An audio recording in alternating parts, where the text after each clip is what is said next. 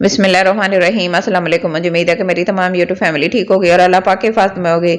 आज हम चिकन पंजे बनाएंगे, बहुत ही आसान तरीके से बनाएंगे और जल्दी से झटपट से तैयार करेंगे। तो मैंने हन के पंजे ले लिए 1 किलो। अब इनको अच्छे से साफ करेंगे। किस तरह करना है, तो मैंने पहले इनको धो लिया, वॉश कर लिए इस तरह। और अगर आपने जब खरीदते वक्त आपने ये चेक करना है कि इसका सेंटर वाला पार्ट ज्यादा खराब नहीं होना चाहिए, ज्यादा डैमेज ना हो। तो आप कोशिश कीजिएगा कि आप अच्छे साफ सुथरे पाए लें।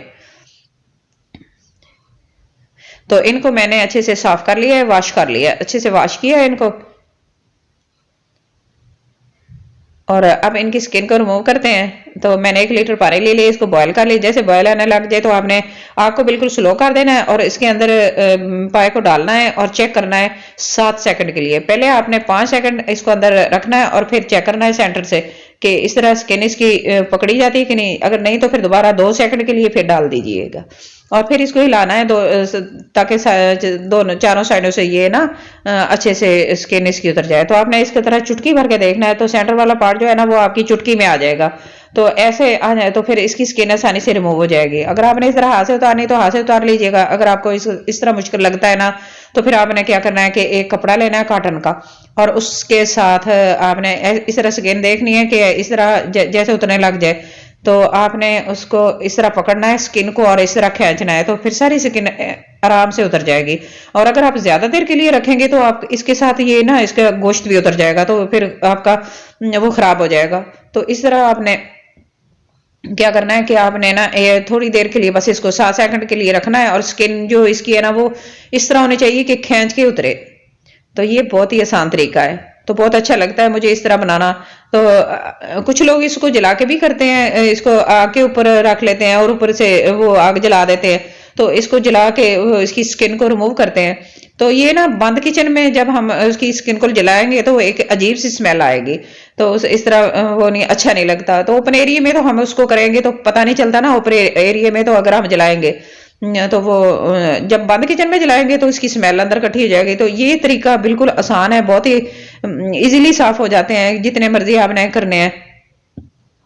तो मेरा ये तरीका है, मुझे ये आसान लगता है, मुझे अच्छा लगता है, तो इसलिए मैं आपके साथ ये तरीका शेयर करती हूँ कि जब भी मैं पाए बनाती हूँ तो तब मैं आपके साथ यही तरीका शेयर करती हूँ कि मैं जो भी नए देखने वाले होते हैं कि उनको भी इसकी समझ आ जाए, पता चल जाए।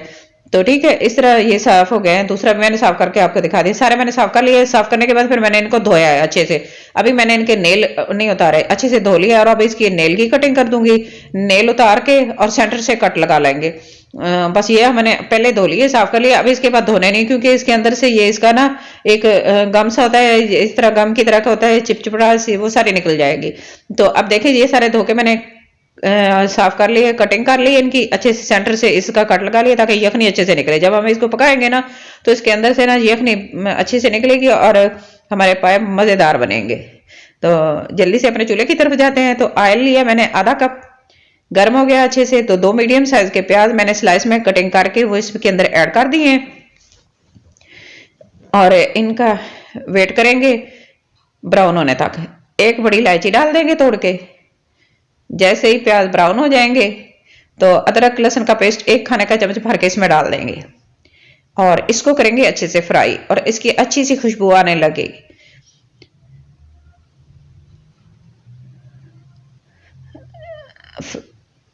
तो अब इसमें मैंने 2 मीडियम साइज के टमाटर लेके उनको ग्राइंड किया। ग्राइंड मैंने कैसे किया, मैंने साबुत टमाटर धो के फ्रीज कर लिए थे और उनके ऊपर से थोड़ी सी देर निकालने के बाद ना जब हम बाहर निकाल के धोते हैं तो उसका स्किन रिमूव हो जाती है, तो वो मैंने इसके अंदर डाले हैं।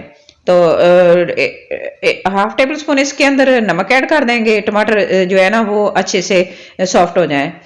और सुर्ख मिर्च का पाउडर भी इसके अंदर ½ टेबल स्पून ऐड कर देंगे। हल्दी पाउडर जो है वो ½ टीस्पून इसमें डालेंगे। तो 3 छोटी इलायची डाल देंगे तोड़ के। मिक्स करेंगे मसाला से, अच्छे से भून लेंगे।